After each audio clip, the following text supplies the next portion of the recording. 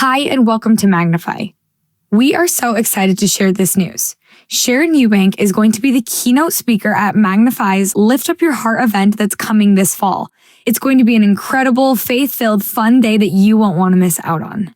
Check the link in our show notes for registration info or head to our Instagram at Magnify Community where we will have more details. And because we love hearing from Sharon, she's such a force for good and she inspires us to do the same, we are going to play a favorite episode where we got to hear from her. So here it is.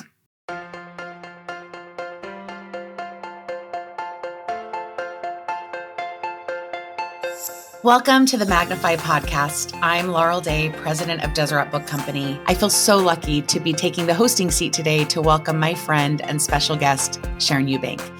We are inundated with so much great content every day, and sometimes, at least for me, it's hard for something to break through the noise. And I have to say this conversation was a breakthrough. Sharon redefined a few concepts for me that were paradigm shifting. Big concepts like what it means to be a humanitarian, what a miracle really is, and the power and purpose of our covenants. Many of us first became aware of Sharon Eubank when she served as a former counselor in the Relief Society General Presidency for the Church of Jesus Christ of Latter-day Saints. Sharon has an incredible view of the world through the work she gets to do in the humanitarian efforts for the church, and she's also a former business owner. Whenever Sharon's name comes up in the circles I am in, it's clear women appreciate her strong example of leadership and her spiritual confidence. And yet she seems to also be the down-to-earth woman you would choose to go to lunch with. And so I hope that's what today perhaps feels like, an intimate lunch with all of us with our new friend, Sharon Eubank. Welcome, Sharon Eubank, to the Magnify podcast. Hello, Sharon. How are you? Thank you so much. That's an introduction I'm not sure I can live up to, but I hope that we can sit down and just have lunch together. That sounds nice. I should have sent you lunch just for this interview, but it's just so good to see you. And thank you so much for taking some time to be with us today. We think a lot about our Magnify community, and we know we have women who are listening right now that might be out for a walk. A typical Magnify woman is going to have worries just like we all do, but she's working hard to stay connected to the truths that she knows. She might be in the car taking a child to an activity or even doing laundry around the house, and she also might be in a long commute driving home from work.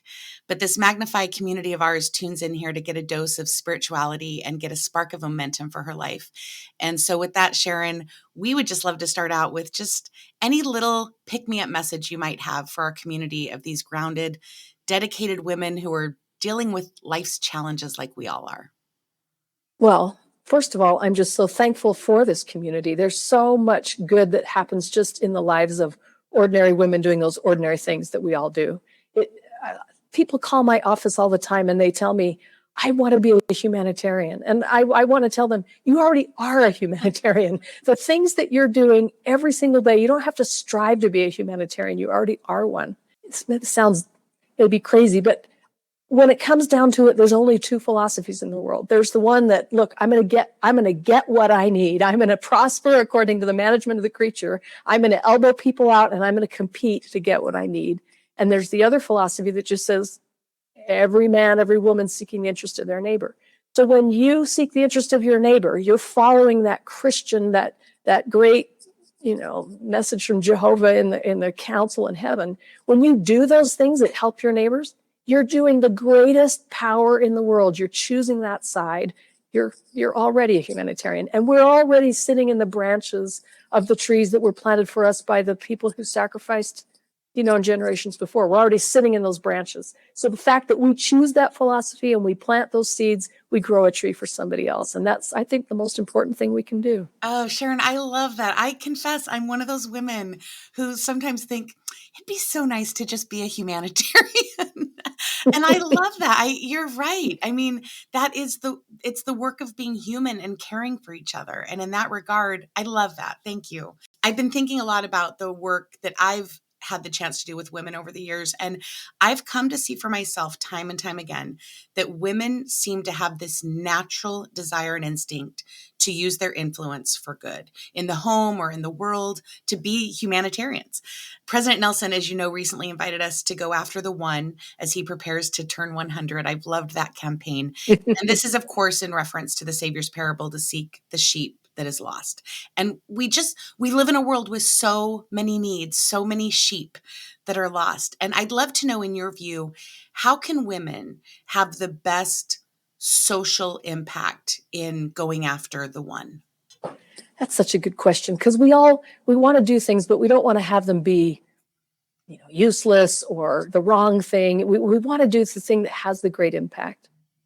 When visitors come to Salt Lake, especially from other countries, if we're hosting an ambassador or somebody, I always like to share the story of the Relief Society women in this valley, because they've been persecuted, they've been kicked out because of their religious beliefs. They have crossed 1,000 miles, most of them walking. They get here. There's no humanitarian fund. There's no USAID to help them. Whatever they're going to do with the horrible problems that they have to figure out how to do it themselves. And what they did, I think, is so meaningful, because they've got a high infant mortality rate. They don't have any medical care. Eliza Snow goes to Brigham Young and she says, look, we need to do something. And he asks her, in the way that prophets do, what do you suggest? And she says, we think we should send Relief Society women to medical school.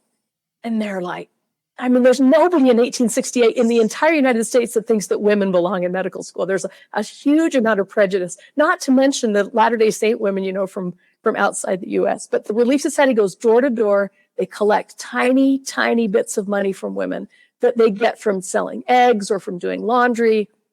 But those women cared about the cause that they were doing and could see the long end. So they donated their money and they sent these 6 women to different medical schools. One went to Chicago, a couple went to Philadelphia.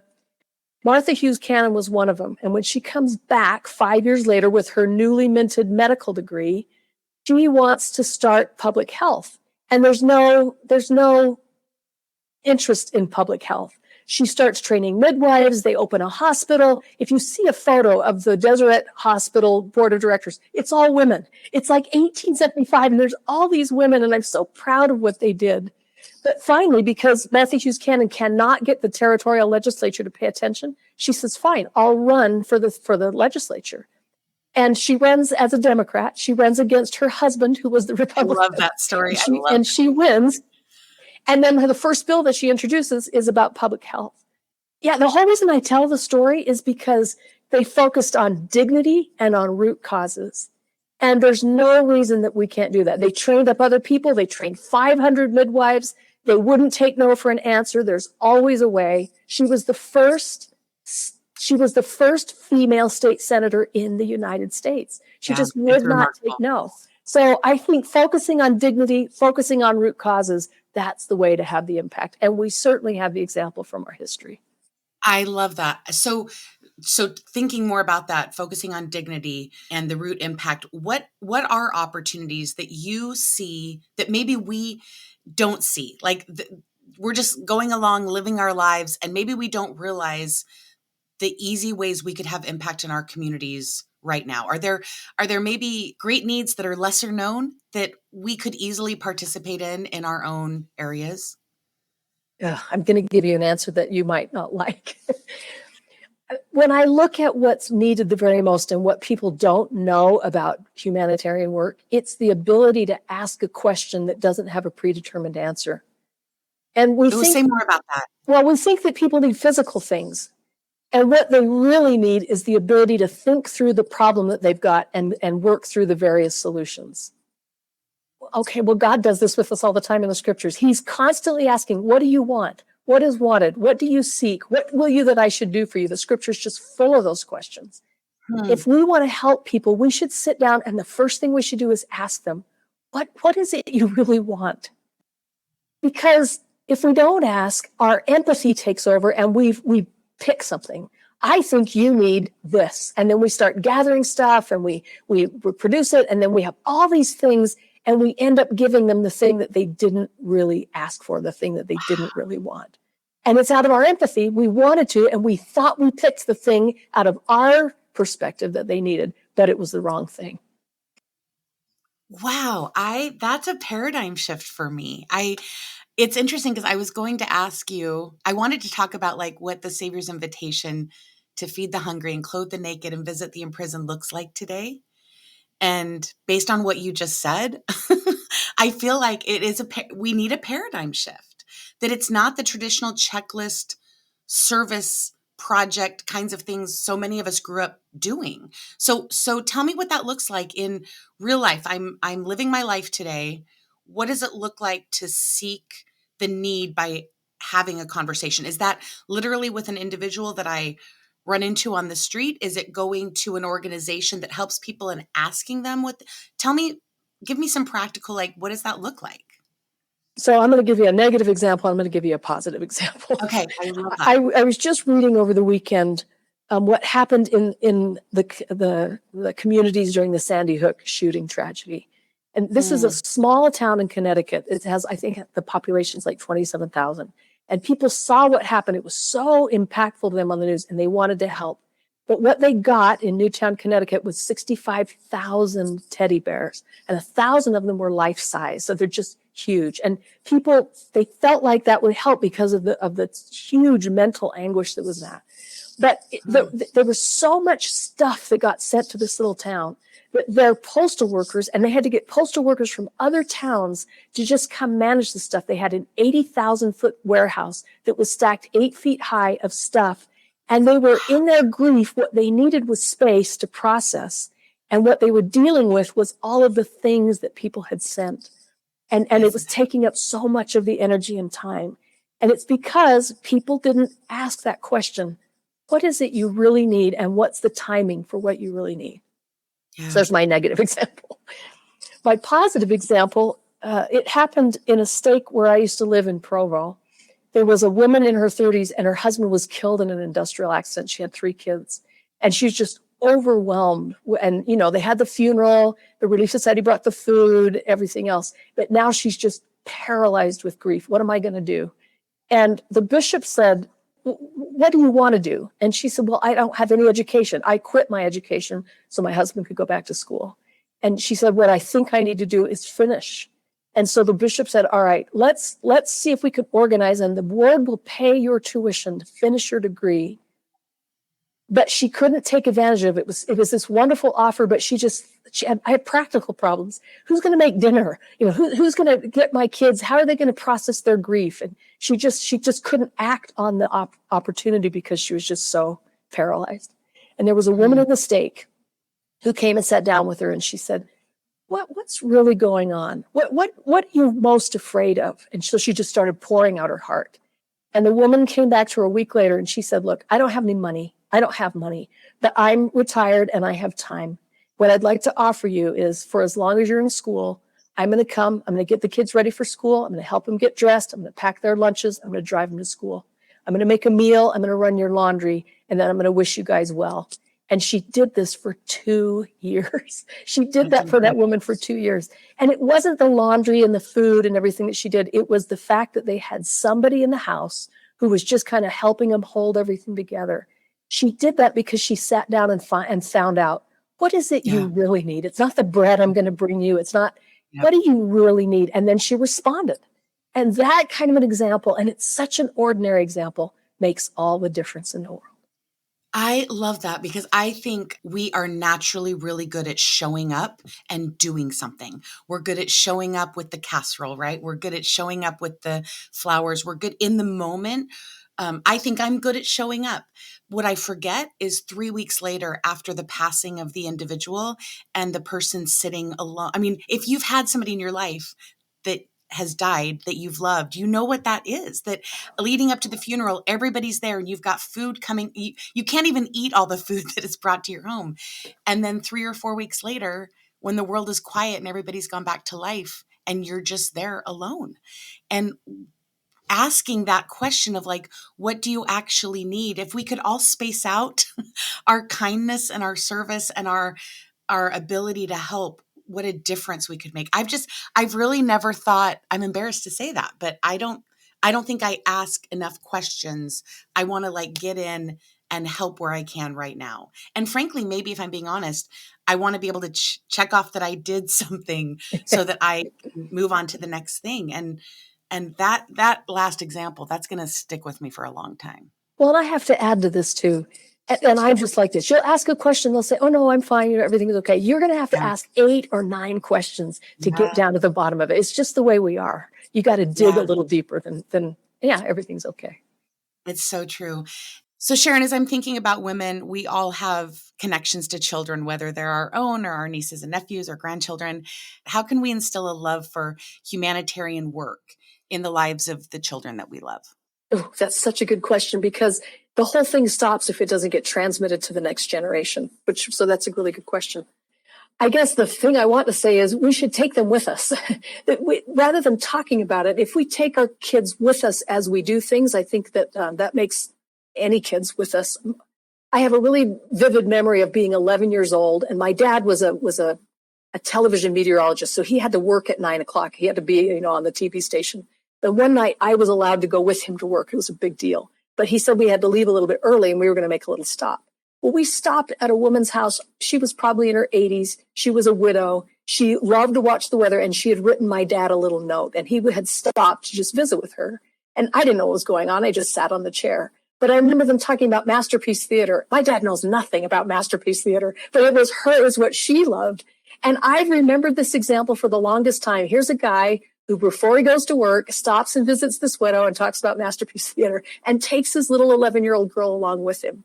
I've never forgotten that. And I think those early examples of just watching your parents interact with people and do this kind of service, it lays an example, a foundation for us. Wow. That's a great story. And you're right. We all have memories. I would think we all have memories of like being there when a parent did something. So what's your memory? What did your parent teach you? Just while you were talking, I have a memory. My mom would go and play the piano at a care center. And I must have been 4 or 5. And I remember sitting underneath, it was a baby grand piano. And I have a distinct memory of sitting underneath that piano while she played. And then I had never made this connection till this story. In college at BYU, I got a group of people from our singles ward, and we would go to the Provo Care Center on Sundays. And I had never even made that connection, but I'm sure there was something kind of in my DNA that got put in there in those young memories. And you're right, that absolutely had an impact on me.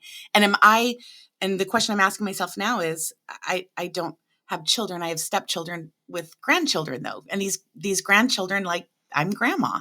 And I think, when was the last time I included them in the kinds of things that I'm trying to do some good in the world? That's such a powerful invitation. We've got to include that next generation. Take people along. I think more than anything else, more than preaching or reading or stories, it's just letting us experience it together. Yeah, that's great. Tell me this. Sometimes when I think about the needs, and now that I'm going to think about them a little bit differently, I think it's also very easy to get overwhelmed by all of the needs in the world, even in our communities or in our family. How do we not get overwhelmed by it? Like, how do we see the needs and see the difficulties and see the challenges and just not get completely overwhelmed? Because none of us can do all of it, obviously. And even none of us can do as much as we wish that we could, because there's still life to live, right? How do we avoid getting overwhelmed, or how do you avoid getting overwhelmed with everything that you see? This is a hard question for me because I'm exposed to a lot of things. I read a lot of news, and it's hard for me not to get overwhelmed, not to have that impact me. It's one of the things that I work on with my own mental balance in my 30-year career. It's just one of the hard things for me. One of the women in my ward who's become my friend, she had a failed back surgery like 12 years ago. And she lives in excruciating pain. She said it's like a full body Charlie horse that never stops. And she's a grandmother, and she knows that she was dying, and she wanted to do something for her kids. She wanted to write these genealogy books for these little grandkids. But she thought, I can't even type for 10 minutes. That's all the energy that I have. And she was telling the Lord, how can I do it? I want to do it. It's the thing I want to do. But I'm just overwhelmed by my physical and my mental anguish. And she said, the Holy Ghost said 2 words in her mind. It said, just try. And she thought, okay. So in 10-minute increments, she could only do it 10 minutes every day. She wrote 23 books. She's showing me the 23 books on her table that she has written in 10-minute increments. And I thought, okay, if I feel overwhelmed, I can do something for 10 minutes. And when you see the results of that, just by trying, it made a huge difference to me. Oh, I love that. I love the imagery of what we could do in 10 minutes a day. And that is, it's like find the littlest piece that you can do and just do that. Gosh, how many books could we write in No 10 kidding. minutes? I'm not sure I could write any, but And so the thing that I took away from me is I can't take a list of 10. Give me one thing to do today, Heavenly Father, and I'll do it. I'll come back and report to you at the end of the day what it was I did, but just give me one. And if you just do one, you do thousands of things in the course of your lifetime that Heavenly Father wanted done. But I can handle the one thing. I love that. Can I ask, I just want to follow up. What do you do in those times when you do feel overwhelmed by all that you see? I can't imagine the experiences that you've had and the things that you've seen. And how do you not just take that in a way that could almost be suffocating? What is it? I'd love to know what you, Sharon Eubank, do for you to like revive yourself so that you can keep doing the good that you do. To me, it feels like shrapnel. You have these experiences and they kind of get under your skin and you think you're okay. And then all of a sudden it goes off. It goes off, at a later time. I had a mentor in Humanitarian. He was a boss of mine. And he said, you have to take care of yourself. You have to replenish yourself. And I always feel guilty. I always feel guilty about doing something that is replenishing to me. But, to take regular holidays and to spend time with my family and to be out in nature and to follow my hobbies and my passions, those are just the replenishing things for all of the stuff that I'm giving out. I don't know why I feel guilty about it. There's no reason to feel guilty about that, but I do. It's as if we should go and just give and give and give and give and never take back in. Nothing works that way. Cars don't work that way. People don't work that way. So I try really hard not to feel guilty about the replenishing that I have to do. Yeah, it is hard. I think it's a challenge for all of us to not feel guilty, but that old oxygen mask adage from the airplane is really true, that if we're not taking care of ourselves, we can't take care of our families and we can't take care of the women in our communities and the people that we love. I think that's really true. Yeah, I don't feel guilty for charging my phone. I don't feel guilty for putting gas in my car. That's just it's the natural law of it. So I don't need to feel guilty about putting that inside myself. That is a great point. That's a great point. I want to talk for just a minute about this invitation that President Nelson gave us in that classic talk that was in 2015, when he talked about the women that the Lord and the church need, and its connection really to leadership in the lives of women. I think sometimes we think about leadership, somebody like you who's clearly had leadership roles in their work as well as in church service. But in the end, leadership is influence. That's what it is. And President Nelson in 2015 said this: "We need women who know how to make important things happen by their faith and who are courageous defenders of morality and families in a sin-sick world. We need women who are devoted to shepherding God's children along the covenant path toward exaltation. Women who know how to receive personal revelation, who understand the power and peace of the temple endowment. Women who know how to call upon the powers of heaven to protect and strengthen children and families. Women who teach fearlessly."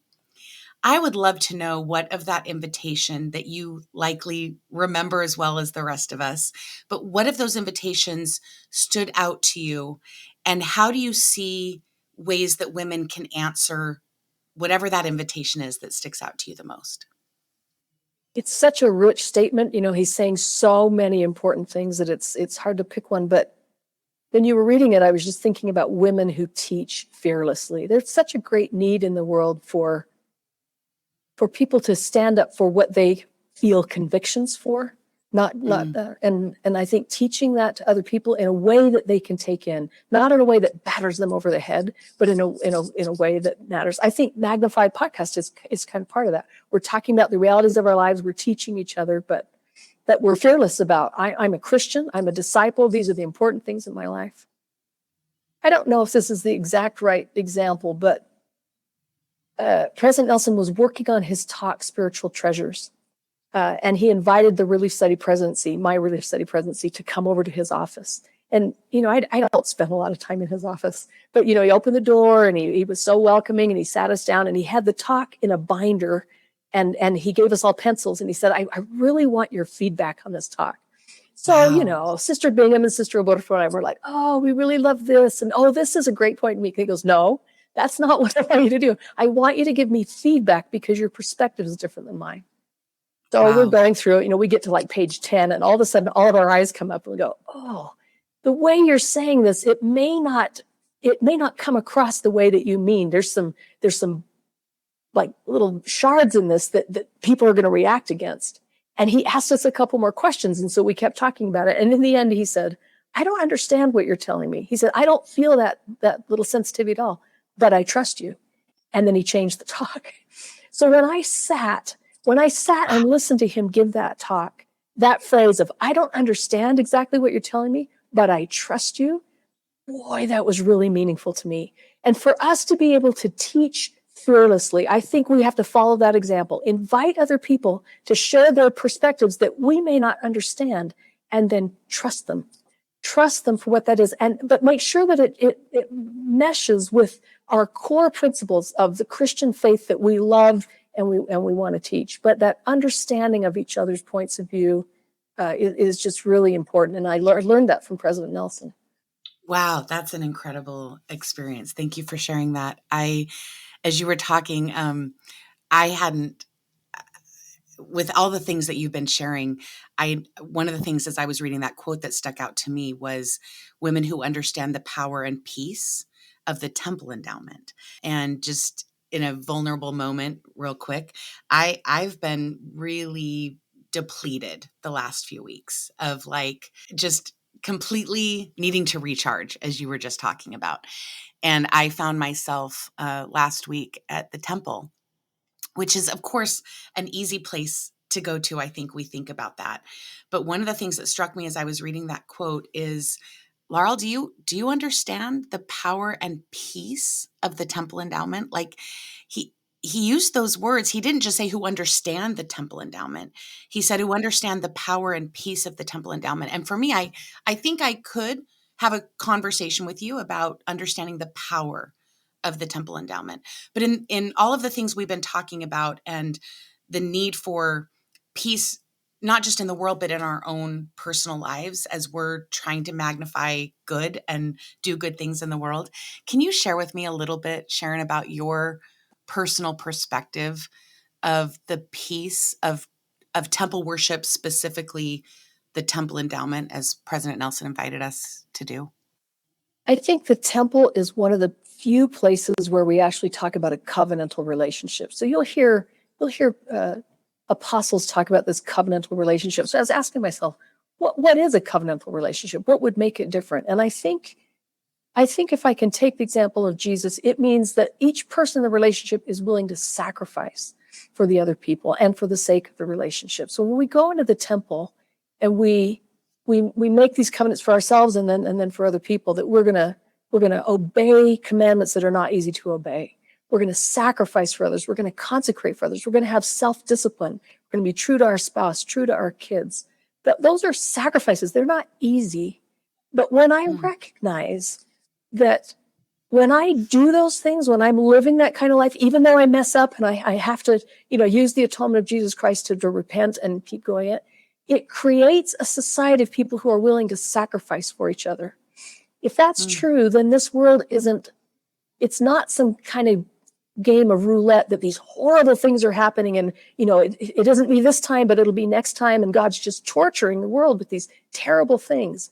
What it turns out to be then is it's a school, it's an opportunity for us in the middle of terrible things that are happening to each other, that we'll sacrifice our peace, our power for somebody else, because that's what Jesus Christ did for us.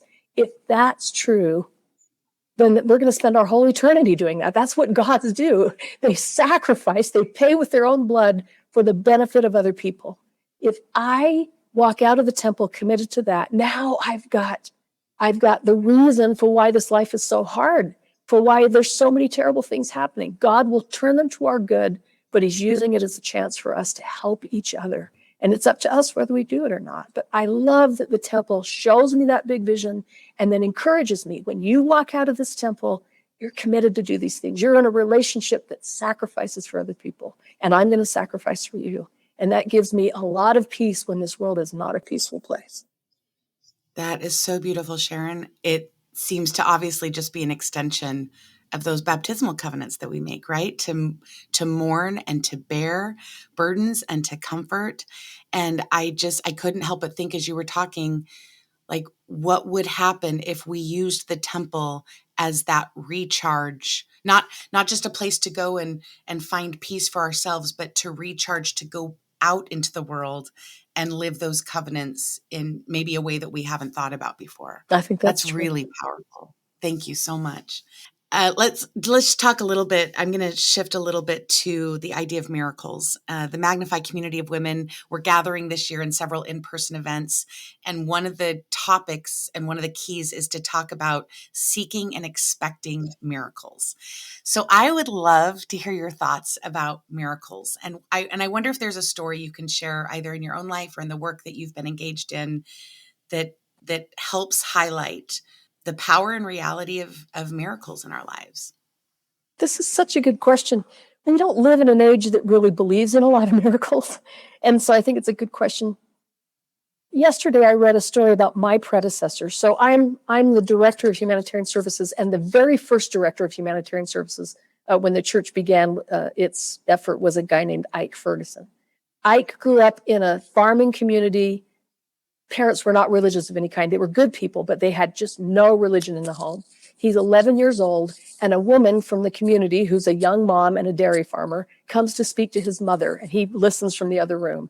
And then once a week, that woman came and she would teach him a little message. He had a little felt bandello, and she would give him these little things to sew onto that bandello, and she would teach him about stories from the Bible and stories from the Book of Mormon, that she would pray with him. He has no idea what's happening.